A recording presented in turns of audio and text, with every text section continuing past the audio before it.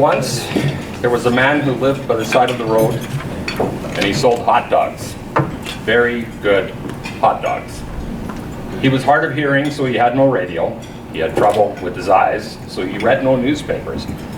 He had no smartphone, so he didn't check social media, and of course, he didn't look at the television. But he sold very good hot dogs, and he put up signs on the highway telling everyone how good they were. And he stood on the side of the road and he cried out to all that passed, "Come buy the best hot dogs in town. They're the plumpest, juiciest hot dogs you will ever eat." And people bought his hot dogs and they loved them. He increased his meat and bun orders, and people bought more because they were very good hot dogs. He bought a bigger stove to take care of all the extra business, and still people wanted more of his very good hot dogs. Finally, he could no longer do it alone, so he asked his son to come and help him out with the business. But then something happened. His son, who had been to the big city and he was well educated, said, "Father, what are you doing? Why are you buying so much meat and buns? Why are you spending so much money on signs? Haven't you been listening to the radio or following the news or watching television? There's a big recession happening right now. The current business situation is terrible in this country.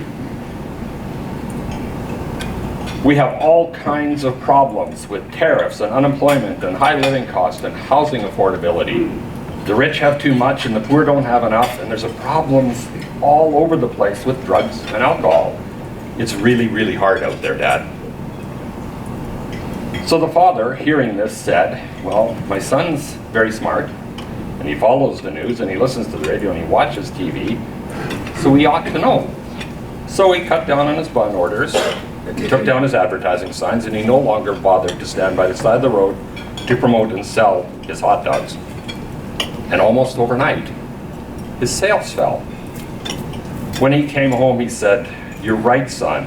We certainly are in the middle of a great recession. I'm glad you told me so that I didn't lose more than I've already lost." The world is full of scary things. Today it's tariffs, tomorrow it's something new. Many of them will be extremely painful if they all come to pass. But we can't let that distract us from continuing to do what we do today.